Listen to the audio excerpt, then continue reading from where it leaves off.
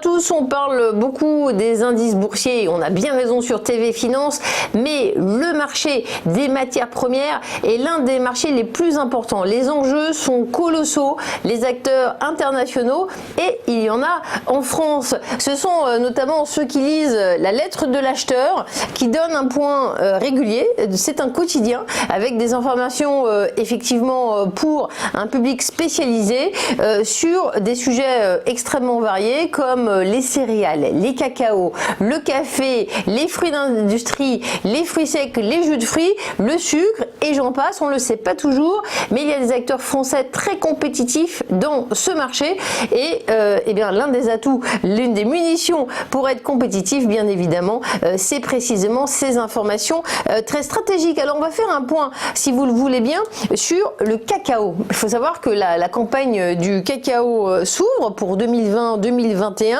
avec de bons prix.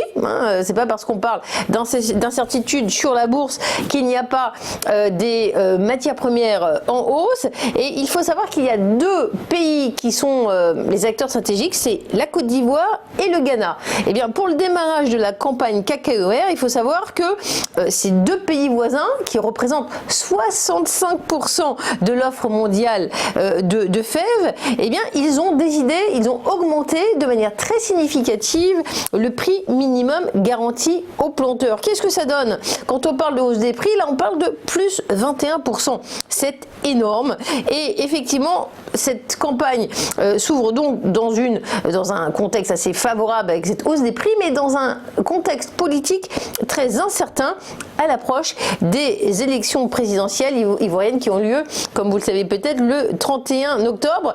Cette incertitude politique a fait grimper le cours du cacao en fait à Londres à son plus haut depuis 6 mois. Il y a peut-être des opportunités à faire pour les investisseurs. Alors parlons un petit peu de la campagne, on parle quand même de fèves, eh bien elle s'annonce belle en volume, ce serait apparemment relativement proche du niveau de l'année dernière, selon les 4 principaux traders qui sont interrogés par Reuters et évoqués dans la lettre de l'acheteur, les volumes seront en légère baisse en Côte d'Ivoire de quelques 600 000 tonnes et effectivement sur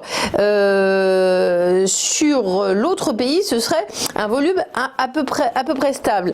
Un sondage réalisé par Bloomberg cette fois conforte l'estimation de la campagne qui totaliserait environ 2,24 millions de tonnes en 2020-2021. Il faut parler également des exportations.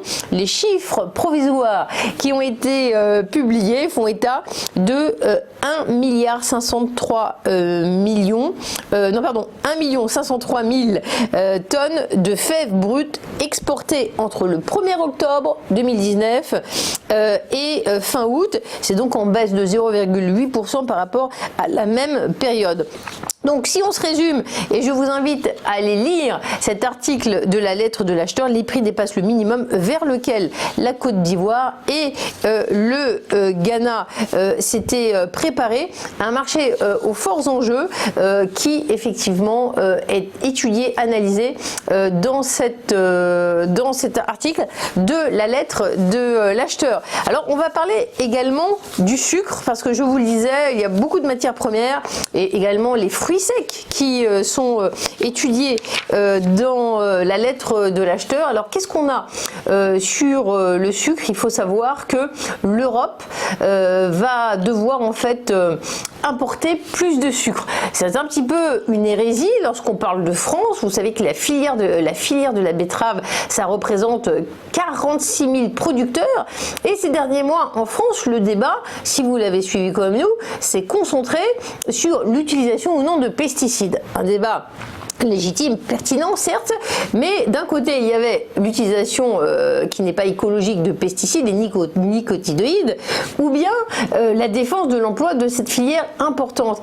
Et bien pendant qu'on focalisait sur cet aspect très politique, avec d'abord une interdiction et puis une autorisation, une dérogation qui est venue du ministre de la Transition écologique Barbara Pompili, et bien pendant ce temps se passait une campagne calamiteuse, hein, c'est-à-dire un lancement calamiteux de la campagne betteravière. Résultat, l'Europe va manquer de sucre en 2020-2021 et les 27 vont devoir importer davantage. Alors d'où ça? Eh ben, ça vient d'Amérique latine et puis d'Afrique. Alors, il faut savoir que en fait, la France est le premier producteur de sucre, de betterave en Europe. Eh bien, le sucre produit en Afrique prendra-t-il le chemin de l'Europe? C'est l'un des articles, l'un des sujets évoqués dans la lettre de l'acheteur. Alors, il faut savoir que c'est déjà le cas, il y a déjà des flux entre l'Afrique et l'Europe.